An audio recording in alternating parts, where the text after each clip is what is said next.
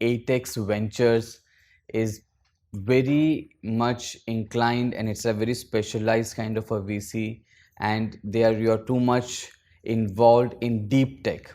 Robotics as a field is something which has a lot of potential and can make a lot of impact in the society, and it's particularly in the stream of healthcare and enhancing sustainability. So how do you think that robotics as a stream, as a vertical has future, and how startups can add to it? It's a very broad question, so let me try to break it down. That let's first understand how is robotics evolving, and then we can talk about where can startups play a critical role. So there are three layers of problems that robots are solving right now.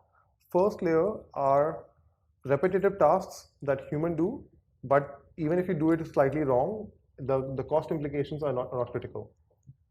Second level of tasks are tasks that can be done better by robots, and and humans can be replaced, like for example drones, or there are some robots in the agricultural areas.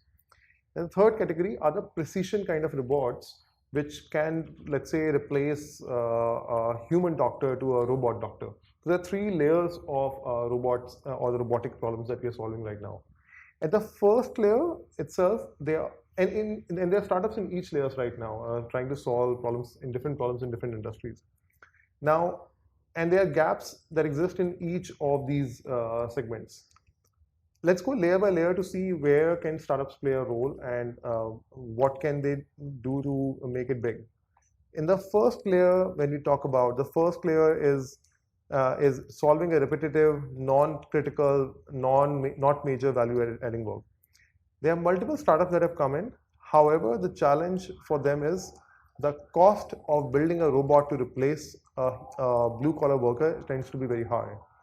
So the startups, when they are building a solution to replace a factory worker, they need to make sure that they are building a very high quality robot, but at a lower price. It cannot be the case that the cost of robot is like 10 times the cost of a blue collar worker, and it has to be a cheap solutions. And unfortunately, a lot of solutions in robotics that have come up in the trying to replace the factory worker or the pick and play domains, the cost of that is so much higher than having a blue collar worker. The adoption rate is very low. So we need to find a way how we can build a robot at a much lower price versus, and not have a huge OPEX or a CAPEX and acquiring a robot for the customer. So that's a level one. Level two is where you can start doing jobs which can be done better by a robot versus doing it by a human being.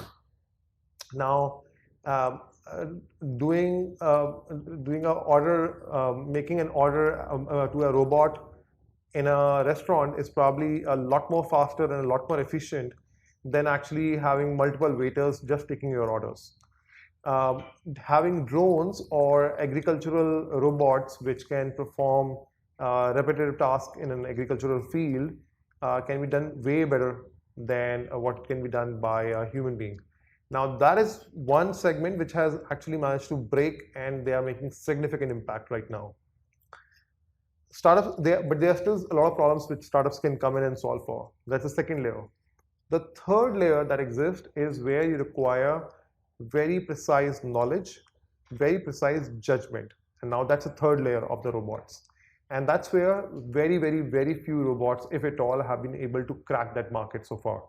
There are robots that are talking about medtech solutions, replacing a doctor or replicating the doctor's actions. But in reality, each of them are A, extremely expensive, and B, not able to replicate a doctor's judgment so far. So there is a massive gap on the level 3. There are some gaps on level 1 or the cost perspective. On level 2, there has been a lot higher adoption, but there are still some gaps right now. So that's my take on where is the market. Thank you so much for that elaborative answer. That clears a lot of questions in our mind. At the same time, when you explain in different levels how robotics helps and solves problem, it is a R&D intensive stream wherein a lot of research and development is required and collaborations with academics. So how do you see that particular collaborations happening, and what is your advice to startup founders when it comes to collaborations such? So academia is a perfect place for any startup that is trying to build a robot. I strongly, very very strongly encourage that you must work with academicians, with universities. There are two broad reasons for that. A, the access of resources and the tools that is required to build a high quality robot. Just acquiring the tools, the having access to the labs itself is very very expensive sometimes. And being part of academia or institutions, let's say any Institute of Technologies that have great incubation labs, that cuts down your cost so much. So that is one part of it, is the cost and acquiring the tool. And the second part of it is having access to the knowledge of people who have tried different ways on robotics. Academia and university has so much knowledge base. There are so many PhD students who are doing dedicated conversation and research on different areas of robotics. Just sitting down with them and problem solving with them sometimes is a lot more powerful than sitting in a closed room somewhere in an off location and trying to solve the problem by yourself. So that access to resources and access to knowledge cuts down your path to launching a product significantly versus doing it independently. And I strongly believe that robotics is a place where academia is also very keen to partner with the startup. It's not just a one-way round.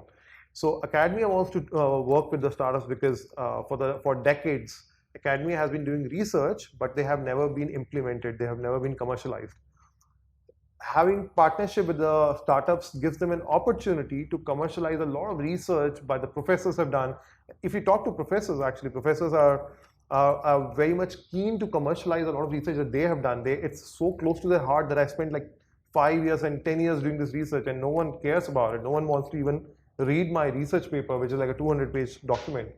But the moment they see a startup who's trying to build something in that area, they also want to partner. So it's A, they should do that, and B, they both have mutual benefits of doing that. So definitely it's a very important role, and I know there are startups who have done without association with academia and universities, but strongly recommend anyone who's thinking about it, go to academia, go to universities. It will be very, very useful.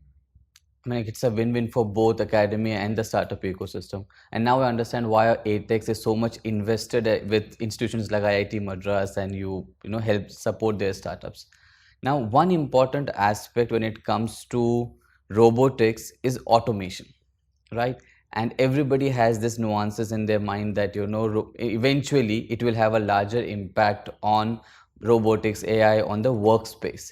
How do you see the role of robotics in terms of workplace, how it is evolving, and how it would impact, or how they can startups can have this opportunity taken for them? Is your Just to clarify, the question we are talking about is what is the impact of these robotics on the jobs and the skill set that people are going to have? Yeah, and also how it will impact evolution of the workplace. Okay.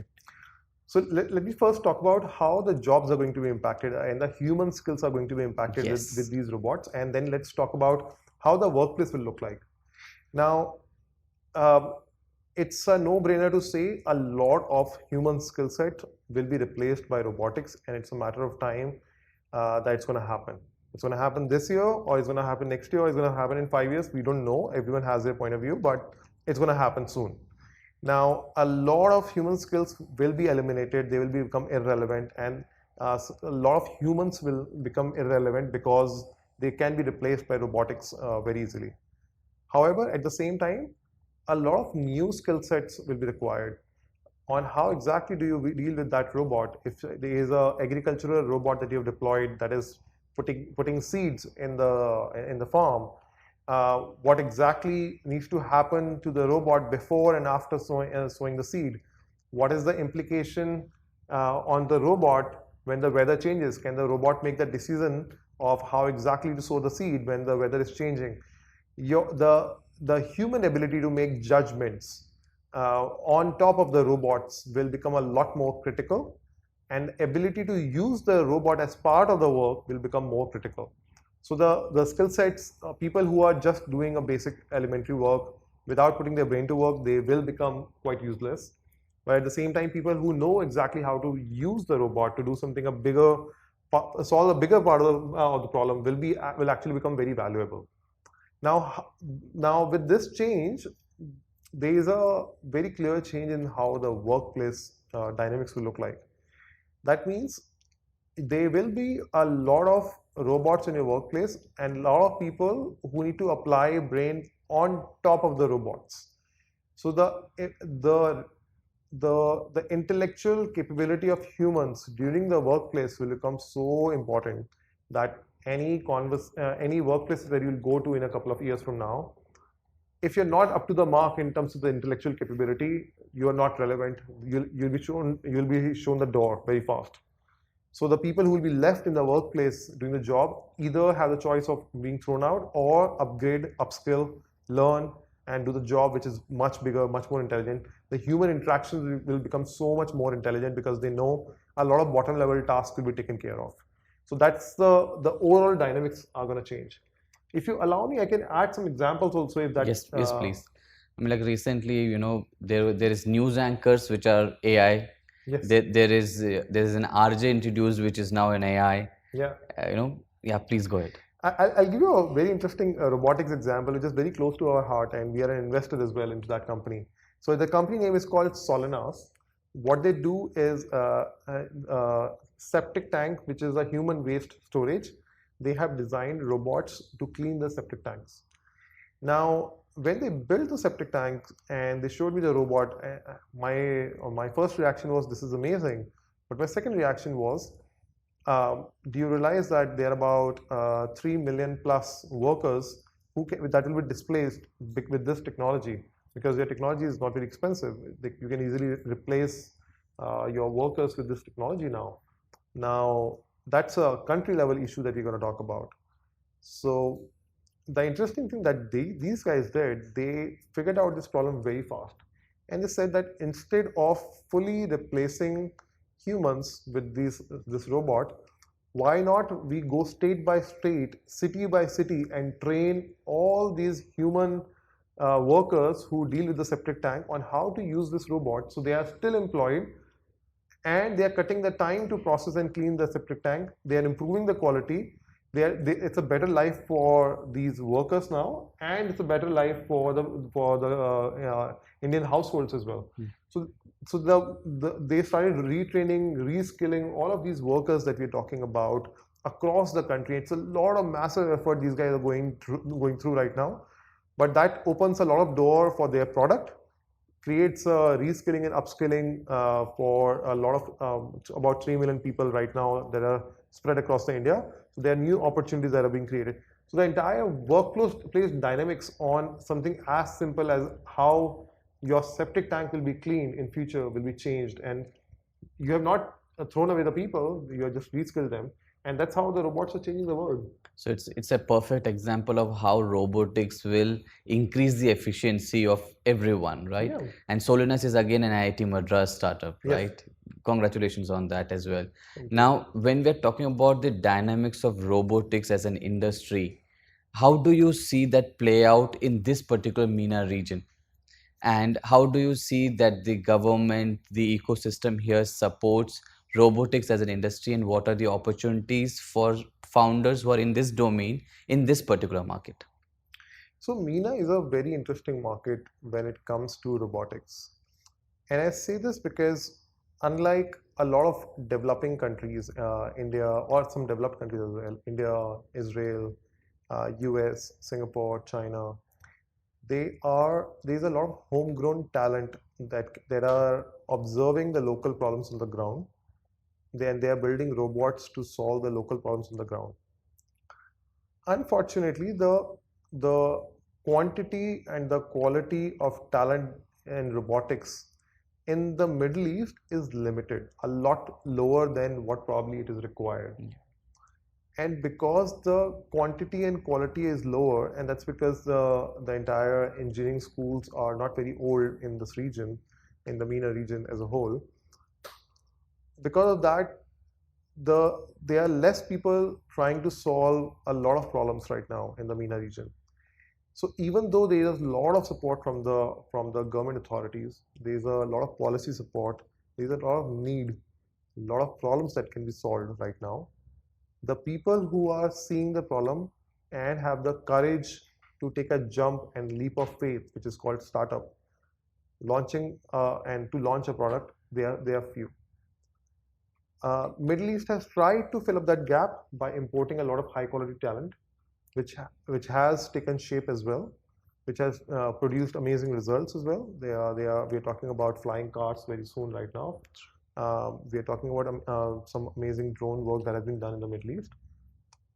But a lot of there are so many problems which are yet to be solved, and like the problem of septic tank that we talked about, it is kind of solved in this region, but not fully solved in this region as well. So it's under the radar, but it's not fully solved.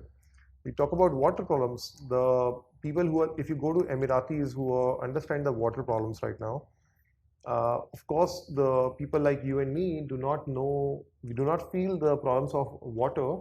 But if you realize we are living in the middle of desert with an abundance of water, how there is a lot of problem it's leading to, how the water is processed, because a lot of water is processed using membrane technology, and the technology has been evolving since then. But given that there has been limited local talent which can come together and solve that problem or build a new solution for that, we are slightly lagging behind. But yes, there are a lot of startups that have entered the market, especially in the oil and gas space, and they are actually doing amazing job because the oil and gas space is huge here. The entire EV space is huge here in the Middle East. They are doing fantastic. So it's pretty much, to answer your question, how's MENA doing right now in robotic space? In certain sectors, it's done a fantastic job. There's a lot of support from the government. There are certain areas which typically not everyone talks about, but there are a lot of problems in those areas which can be solved by robotics and will be solved by robotics sooner or later. But there has not been sufficient attention in some way or the other in those areas. So in either ways, there is abundance of opportunities. Yes. Now, lastly, in terms of robotics, we know that it's a capex heavy, largely capex heavy, vertical.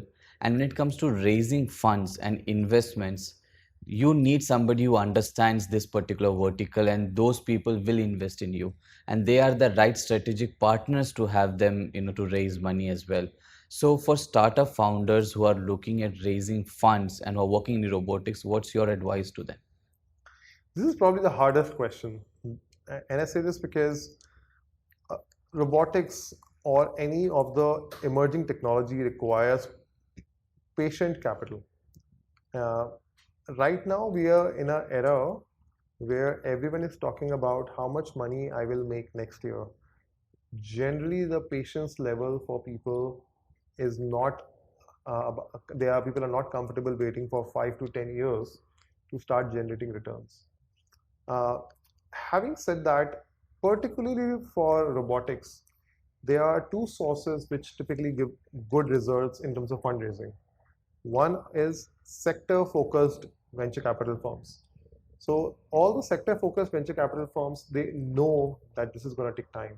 They are already mentally prepared that there is going to be a long gestation period. They are pretty familiar with the problem statements. They are familiar with the concept of what exactly can go wrong while you're building a robot. So sector-specific venture capital firms are a great source of that. And as the world is evolving, there are quite a few sector-specific venture capital firms, and in MENA as well, that exist right now, and they are looking out for that. Second category are the set of people who are facing the problem, and when they get pitched that this problem can be solved by a robot, i.e. angel investors who are close to the problem and they get to know that this problem can be solved by this robotic startup. There's a lot of emotional connect that immediately kicks in, and the likelihood of them making an investment after they have an emotional connect is a lot higher. versus going to people. If let's say we're talking about a robot which is going to solve water problems in UAE, or the water sludge problems in the UAE, or some of the problems in the UAE. And I don't even know, I don't even think that UAE has a water problem. I am not even aware of that. I don't know if Saudi has a water problem. Then the likelihood of me making an investment into that startup as an angel is probably very low. However, if someone loves the marine life and understands that how the marine life around the Saudi is getting impacted because the human requirements of water is very high, and what is the impact on the marine life, and I love the marine life and I understand the problem. If someone comes to me that I'm going to solve this problem with a robot and I'm going to do that in Saudi Arabia, the likelihood of me making an investment, it may be a small check, but the likelihood is very high. So those are two key sources of fundraising that I see at. But you are right, it's very hard. Convincing people in the robotic space is not straightforward. It's just a lot of hard work. And patient capital, It's a as you patient capital. patient capital, you said. And good that, for startups who are working in deep tech and those who are working in the robotic streams, we have brains and people like you who are supporting them, and venture capital like 8x Ventures. Thank you so much. Thank you. Pleasure.